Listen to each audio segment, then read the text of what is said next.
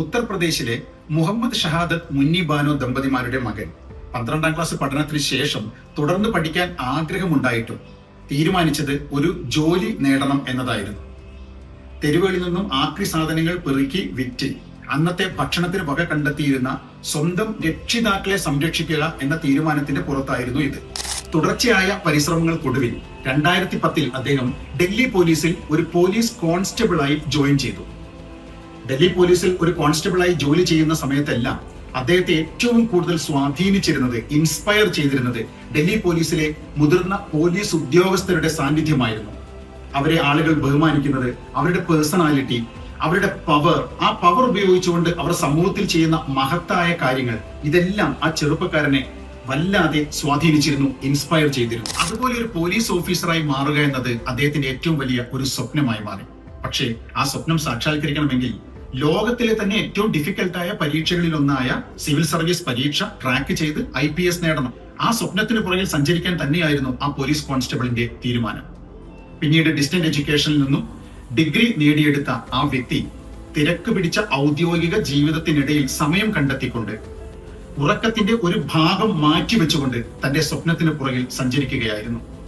തുടർച്ചയായ പരിശ്രമങ്ങൾ, പരിശീലനങ്ങൾ, 5 വർഷത്തെ നീണ്ട പരിശ്രമവും 5 അറ്റംപ്റ്റുകളും. പക്ഷേ ഈ 5 അറ്റംപ്റ്റുകളിലും ലക്ഷ്യം കൈവരിക്കാൻ ആ ചെറുപ്പക്കാരന് സാധിച്ചില്ല. പക്ഷെ തന്റെ സ്വപ്നത്തെ ഉപേക്ഷിക്കാൻ മാത്രം അദ്ദേഹം തയ്യാറായില്ല.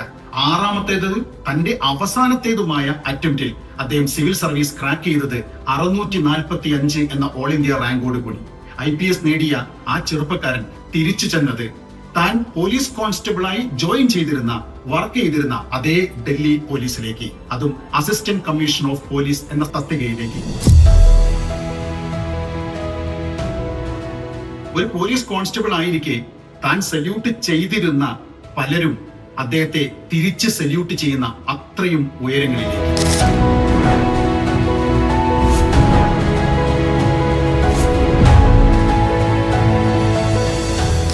മഹത്തായ സ്വപ്നങ്ങൾ കോംപ്രമൈസ് ചെയ്യാനുള്ളതല്ല. നീറ്റ് സ്കോർ മോശമായതിന്റെ പേരിൽ അടിയറവ് വെക്കേണ്ടതല്ല ഒരു ഡോക്ടറായി മാറുക എന്ന നിങ്ങളുടെ മഹത്തായ സ്വപ്നം. ഒരു മികച്ച ഇന്റർനാഷണൽ യൂണിവേഴ്സിറ്റിയിൽ നിന്നും MBBS പൂർത്തിയാക്കി ഏതെങ്കിലും ഒരു ഇംഗ്ലീഷ് സ്പീക്കിംഗ് കൺട്രിയിൽ നിന്ന് പോസ്റ്റ് ഗ്രാജുവേഷൻ അഥവാ സ്പെഷ്യലൈസേഷൻ പൂർത്തിയാക്കി നിങ്ങൾ തിരിച്ചു വരുന്ന സമയത്ത് ഒരു റോബോട്ടിക് കാർഡിയാക് സർജറിക്ക് വേണ്ടിയോ റോബോട്ടിക് കിഡ്നി ട്രാൻസ്പ്ലാന്റേഷൻ സർജറിക്ക് വേണ്ടിയോ കാത്ത് നിൽക്കുന്നവരുണ്ടാകും. ഒരുപക്ഷെ നീറ്റ് പ്രിപ്പറേഷന്റെ സമയത്ത് നിങ്ങളുടെ കൂടെ ഇരുന്ന് ഒരേ ക്ലാസ്സിൽ ഇരുന്ന് പഠിച്ചവർ, നിങ്ങൾക്ക് മുന്നേ കടന്നുപോയവർ പോലും അന്ന് നിങ്ങളെ ആദരവോടുകൂടി നോക്കും. ഒരുപക്ഷെ അവർ മനസ്സുകൊണ്ടെങ്കിലും നിങ്ങളെ സല്യൂട്ട് ചെയ്തേക്കാം. ജീവിതത്തിൽ പ്ലാനുകൾ തെറ്റുമ്പോൾ ഒഴിവാക്കേണ്ടതല്ല നമ്മുടെ മഹത്തായ സ്വപ്നങ്ങൾ. അത് നേടിയെടുക്കാനുള്ള അടുത്ത പ്ലാനുകൾ കണ്ടെത്തുകയാണ് നമ്മൾ ചെയ്യേണ്ടത്. അതിനുള്ള മനസ്സുണ്ടാവണം, ധൈര്യവും ഉണ്ടാകണം.